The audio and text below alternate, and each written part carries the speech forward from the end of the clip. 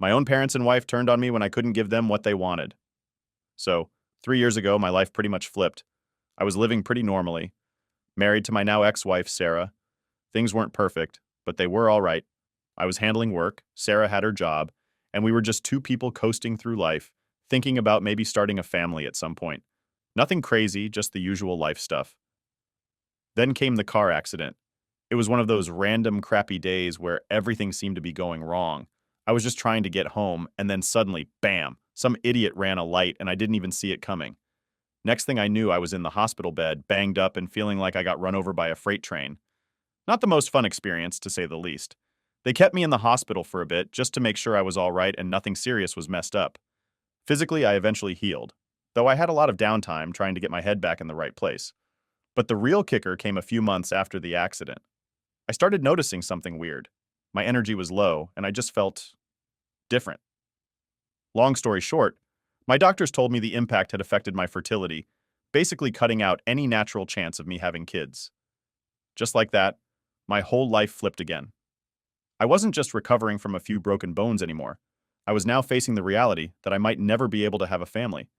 And honestly, that hit way harder than any bruise or fracture ever could. When I told Sarah, she looked surprised. Yeah, but her reaction wasn't exactly encouraging. She just sat there, nodding like I'd told her the weather report. I didn't expect her to break down or anything, but some kind of reaction would have been nice, you know? It felt like she'd mentally checked out the minute I told her. Afterward, things got really quiet between us. She wasn't rude or anything, just distant. At first, I chalked it up to her maybe processing things, but after a few weeks of that, it was obvious she was avoiding the whole topic. I tried bringing it up with her a few times, just to see if we were on the same page or if there was something she wanted to talk about, but each time she'd brush it off. She'd say something like, "We'll figure it out," or "Let's not stress about it now." And that was it. No real conversations, no real plans. It's like she didn't want to deal with it at all. Meanwhile, I was already struggling with how much this was messing with my head. I'd always kind of pictured myself as a dad someday. I know, sounds corny, but it was something I wanted, something I was looking forward to. And now, just like that, it was gone. And the one person who was supposed to be in this with me didn't even want to talk about it. I started to feel like I was in this thing on my own. Then there were my parents. Oh man, the way they reacted still blows my mind. My parents always wanted grandkids. They're the traditional type, you know? Think family photos, holiday gatherings, the works. So when I first told them about the accident and everything that came with it, I expected at least a little sympathy, maybe some support. What I got, though, was just silence. They'd ask how I was doing, but only in a "did you heal yet" kind of way. Nothing about how I was feeling mentally or how I was holding up after the fertility news. My dad just kind of nodded, and my mom gave me one of those pity looks like, "Oh, that's too bad." And then, nothing. They changed the subject, started talking about some distant relative's wedding or something like that. It was honestly pretty shocking. Over the next few weeks, I noticed they were calling less, not even checking in on me like they used to. Usually, my mom would call a couple of times a week just to chat, but now it was down to once every couple of weeks, and the conversations felt forced, like she didn't really want to be on the phone with me. The silence became so obvious, I couldn't ignore it anymore. I felt like an outsider in my own family, like I'd been put on the back burner because I couldn't give them the grandkids they'd always wanted. One day I tried to bring it up with them, hoping maybe I was just reading too much into it. I told my mom how hard this whole thing had been on me and how I could really use some support. She got quiet and then sighed, saying something like, "Well, it's just a shame, isn't it?" And that was it. No, we're here for you. No, we'll get through this together. Just a shame. I didn't even know what to say after that. I ended up just nodding along, pretending like her response hadn't stung as much as it did. That's when things really started sinking in. Sarah was distancing herself, and my parents, the people I'd thought would always be there no matter what, were acting like I was some sort of broken appliance they didn't know how to fix. So they just decided to ignore it. It's like, in their eyes, my value dropped the minute they found out I couldn't give them what they wanted. I'd go to work, come home, and sit in this empty apartment, trying to process everything, but I kept coming back to the same question. Was my only worth to these people tied to whether or not I could have kids? I started feeling like I didn't even matter to them as a person.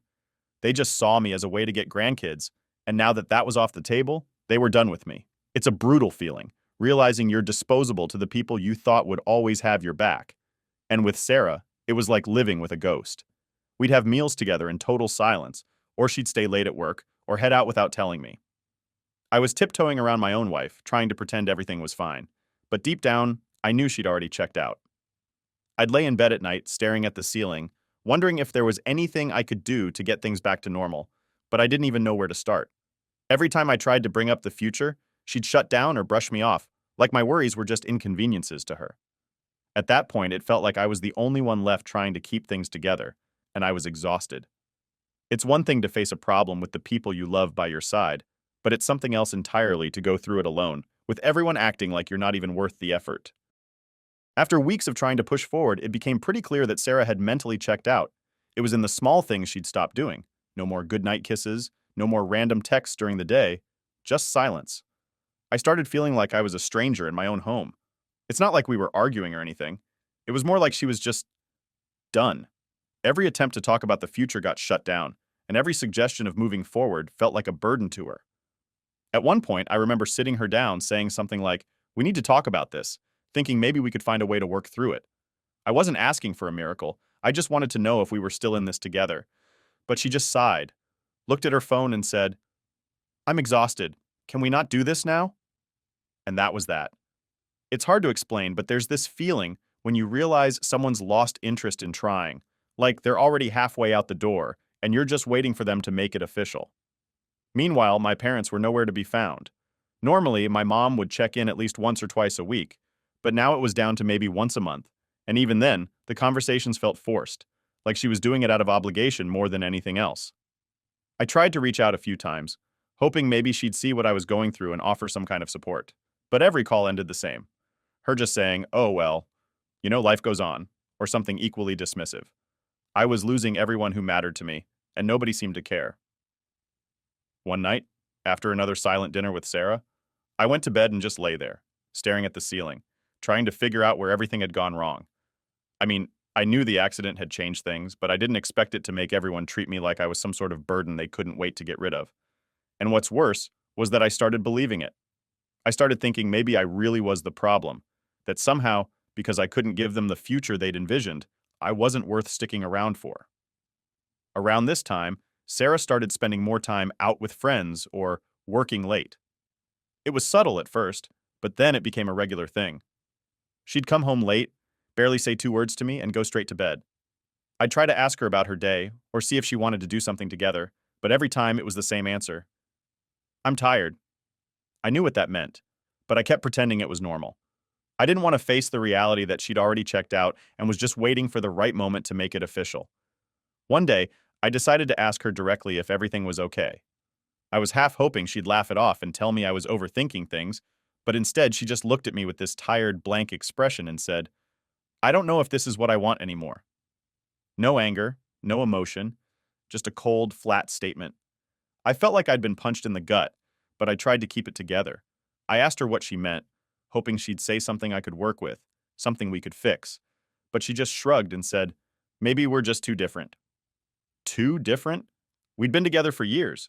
We'd built a life together, shared everything, gone through tough times. Now, suddenly, we're too different? It didn't make any sense, but it was like she'd already made up her mind.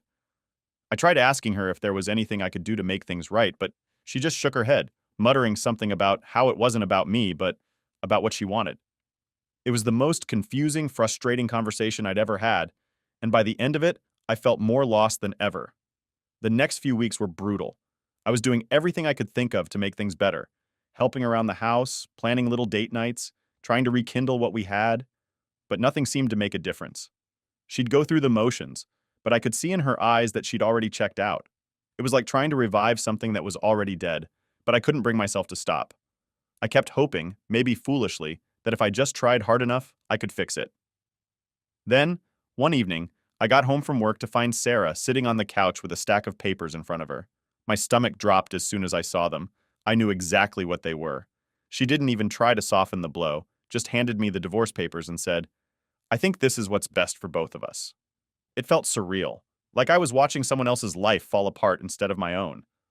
I asked her if there was any way we could work things out, but she just shook her head, barely making eye contact. I tried to keep my composure, even though I was falling apart inside. I told her I didn't want this, that I was willing to do whatever it took to make things right. But she wasn't interested. She told me she'd been thinking about it for a while and that she'd just reached her limit. I felt like I'd been hit by a truck, but I nodded, signed the papers, and watched as she left without so much as a backward glance. It was like our entire life together had meant nothing to her.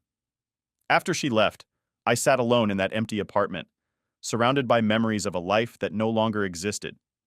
It was like everything had been ripped out from under me, and I was left standing there, trying to piece together what had gone wrong. I'd lost my wife, and my parents were nowhere to be found. My entire support system had crumbled, and there was nothing I could do to bring it back. In the days that followed, I tried reaching out to my parents, hoping maybe they'd see what I was going through and finally be there for me. But every call went to voicemail, every message left unanswered. It was like I'd been erased from their lives, like I didn't even exist anymore. I couldn't understand it. These were the people who raised me, who I thought would always be there no matter what. Now, when I needed them the most, they'd abandoned me completely. The silence was deafening. Every day I'd come home to that empty apartment, no one to talk to, no one to lean on. I'd try to distract myself, but the loneliness was crushing. I felt like I'd been cast aside, like everyone had decided I wasn't worth the effort. It's hard to explain, but there's this feeling that creeps in when you're left all alone, like you're invisible, like you don't even matter.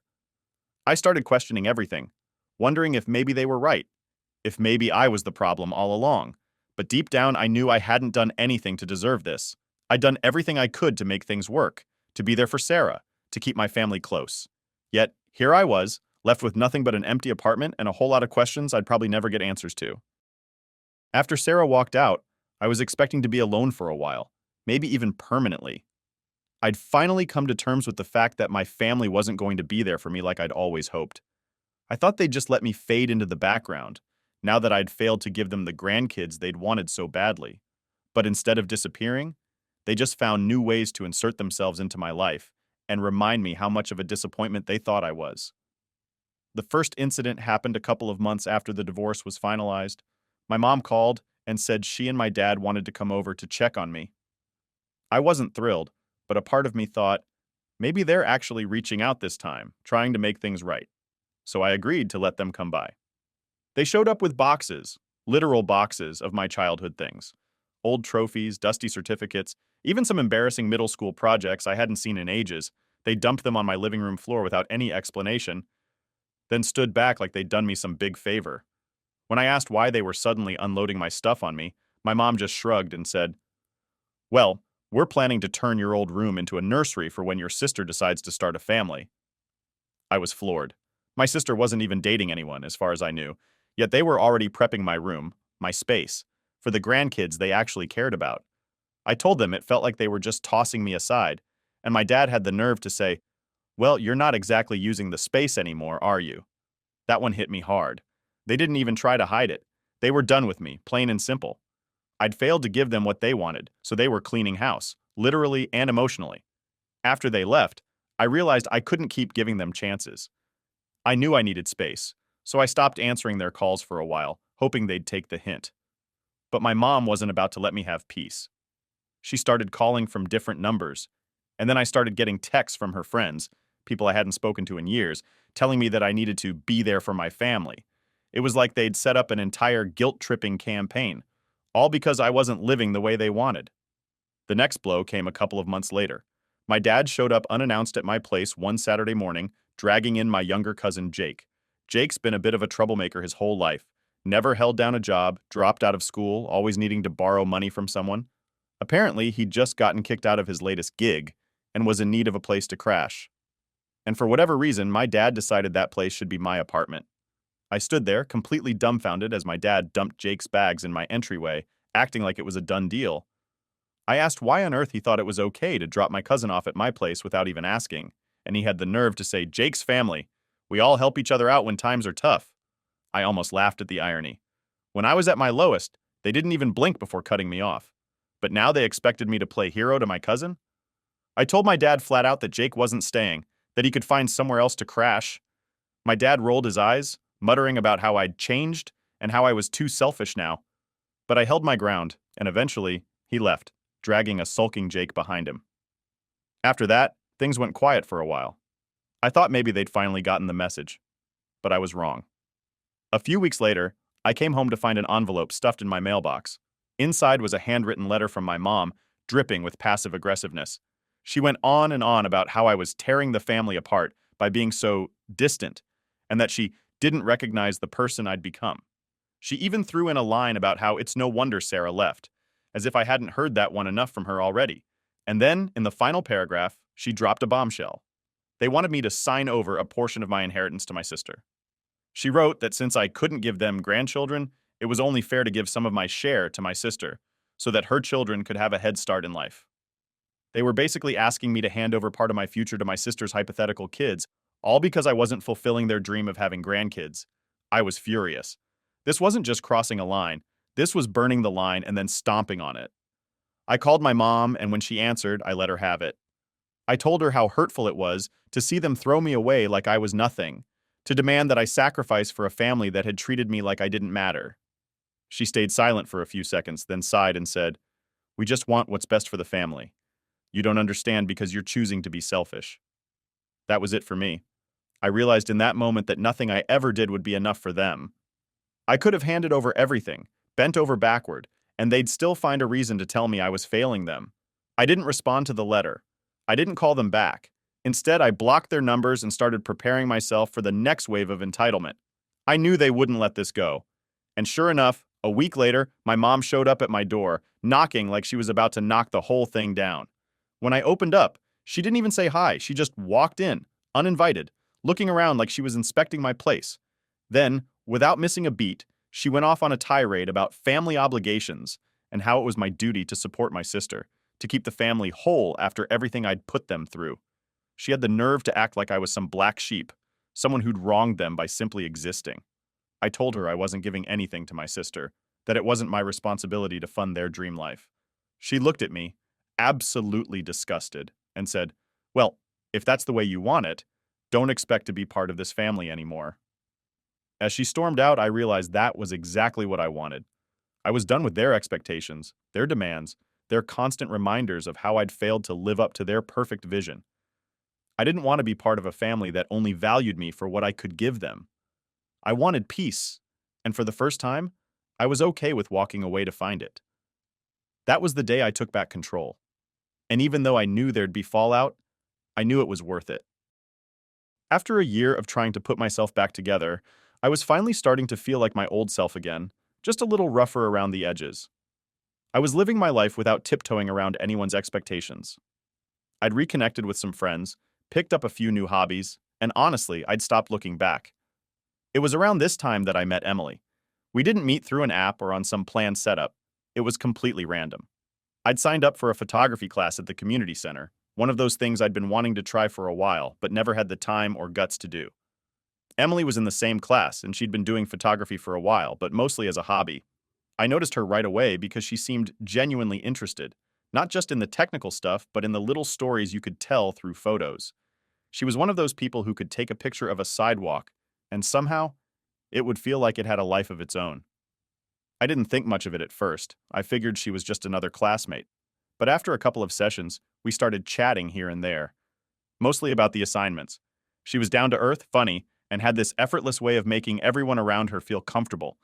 It was nice, not having to pretend or put on some sort of act. She was just real. One day after class, a group of us decided to go grab coffee nearby. Emily and I ended up sitting next to each other, and before I knew it, we were deep in conversation. We didn't talk about anything crazy, just random stuff. Favorite movies, weird travel experiences, why we even bothered signing up for a class when most people would just watch a YouTube tutorial. I remember thinking how easy it was to talk to her, like we'd known each other for ages. There was no awkwardness, no forced small talk, just a genuine conversation with someone who actually listened. As the weeks went by, we kept hanging out after class, sometimes just us, other times with a group. But even when there were other people around, it felt like it was just the two of us. I wasn't thinking about dating or getting into anything serious. I'd learned my lesson with rushing things, but I couldn't deny there was something special about Emily. I hadn't felt this kind of connection in, well, maybe ever. It wasn't based on some shared idea of what our lives were supposed to look like. It was just two people enjoying each other's company. After a couple of months, Emily and I started spending more time together outside of class. We'd go for walks, check out local art shows, grab food from random food trucks in the city. Nothing big, just little things that ended up meaning a lot. She had this way of making every moment feel like its own adventure, even if we were just wandering around the city with no real plan. For the first time since my divorce, I wasn't constantly looking over my shoulder or waiting for the other shoe to drop. With Emily, it was just easy. Eventually, I opened up to her about my past. It wasn't something I was looking forward to, but I felt like if this was going anywhere, she deserved to know. So one night, after we'd gone to this hole-in-the-wall diner we found, I told her everything. About Sarah, the accident, my family's reaction to my infertility, everything. I expected her to look at me with pity, maybe some discomfort, but she just listened, nodding every now and then. When I was done, she didn't act shocked or sad. She just said, "That sounds really rough. You're pretty strong for getting through all that." It was such a simple thing to say, but it meant the world to me. No one had ever put it like that before. People either acted like I was broken or just brushed it off like it didn't matter. But Emily, she just got it. No drama, no pity, just understanding. That was probably the moment I realized I wanted more than friendship with her, though I didn't say anything just yet. I was cautious, probably more than I needed to be, but I didn't want to mess this up. A few weeks later, Emily invited me to this event her friends were hosting, a small art show where they were displaying some of their work. She'd been helping out with the setup and thought it'd be fun for me to tag along. It was a bit nerve-wracking meeting her friends, but they were just like her, laid back, creative, and not judgmental at all. I ended up having a great time, and afterward, as we walked back to her place, I could feel this unspoken shift between us. It wasn't anything big or dramatic, just a quiet understanding that we both wanted something more. The next time we hung out, I finally worked up the nerve to ask her out properly. I was nervous as hell, not gonna lie. I'd been through so much that the idea of opening up to someone again scared me, but with Emily, it felt like a risk worth taking. She smiled, nodded, and just said, "I'd love to." Simple as that. Dating Emily was nothing like my previous relationship. With her, there was no pressure to be anything other than who I was. She never made me feel like I had to prove myself or live up to some impossible standard. She accepted me, flaws and all, and for the first time, I didn't feel like I was carrying the weight of someone else's expectations. I could just be me, and that was enough. We started spending almost every weekend together, exploring the city, taking little road trips, and finding new hobbies. She even got me back into photography, which had taken a back seat for a while. I hadn't felt this alive in years. There was this ease to our relationship, a comfort I'd never experienced before. Emily had this way of making even the smallest moments feel special, like every second counted. And then, something I thought was impossible happened. I got some unexpected news from the doctor. Turns out my treatments had worked better than I'd ever hoped. I wasn't just maybe able to have kids. I was actually capable of starting a family. No additional treatments needed. It was a shock, honestly, but an incredible one. I remember telling Emily, half expecting her to freak out, but she just smiled and said, "Maybe it was meant to be." It was a lot to process, but Emily's calm, grounded reaction made it easier. She didn't act like this huge news changed anything about us. She just accepted it as part of our story, and that's when I knew, beyond a doubt, that she was the one. After I got that news from the doctor, life felt different. Like, for the first time in years, I didn't have this heavy weight on my shoulders. I told Emily everything, and we both agreed to take things one step at a time. We didn't have to rush into anything, and honestly, I was just enjoying life with her, seeing where things would go naturally. But a few months later, we found out we were expecting. The day we found out we were having a baby girl, I couldn't believe it. I mean, after everything I'd gone through, all the treatments, all the struggles, I was actually going to be a dad. Emily was glowing, already picking out names and little baby outfits, and I'll admit, I got pretty into it too. I'd wander through stores and find myself holding tiny shoes, imagining our little girl walking around someday. I'd never thought I'd get a chance to be a dad, so every part of it felt like a miracle. As we prepared for our daughter's arrival, we kept things quiet. I was still keeping my distance from my family, and most of my old connections were out of the picture. I hadn't bothered letting my parents know anything about my life for years, and I didn't see a reason to start now. My life had moved on without them, and honestly, I was fine with that. I had Emily, my little family, and I was finally at peace. One afternoon, Emily and I were taking our daughter, who was only a few months old, out for a walk around the neighborhood. She was sleeping soundly in the stroller, and we were just talking about random stuff, our plans, the future, silly things she did as a baby.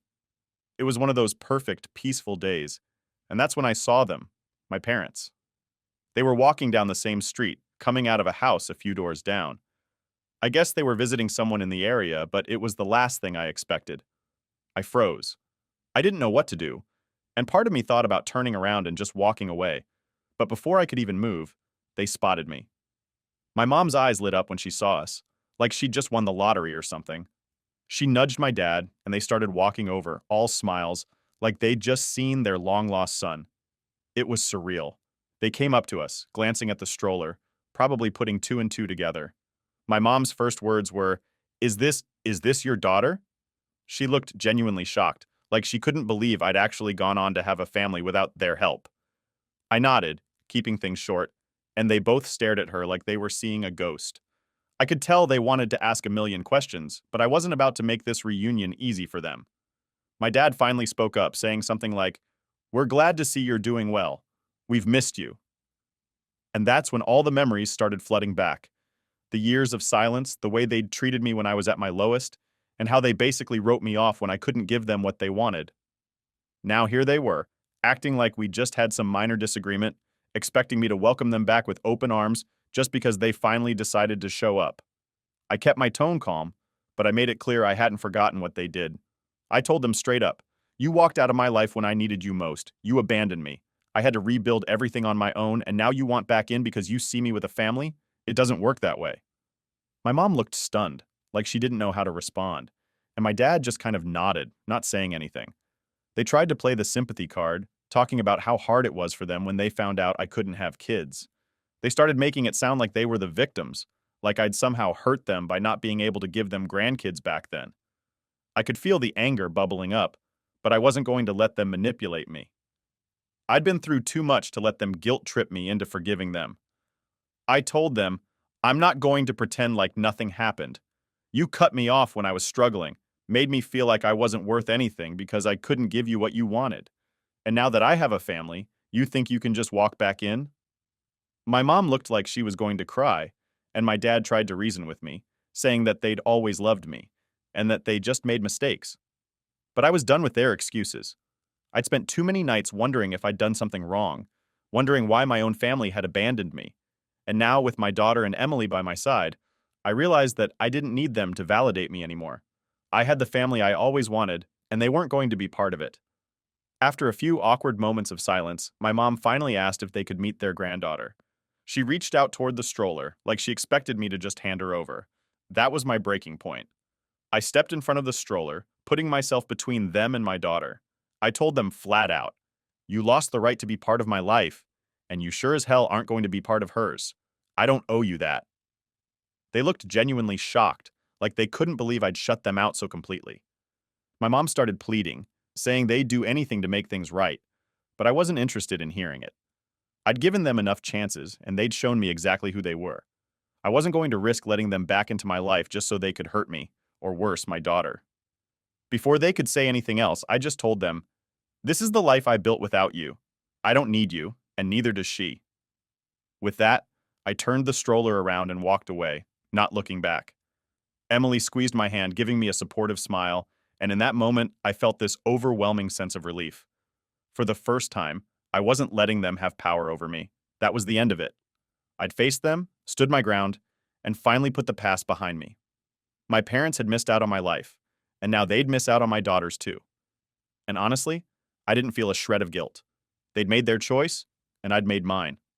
As we walked back home, I felt this incredible sense of peace, like a weight had been lifted.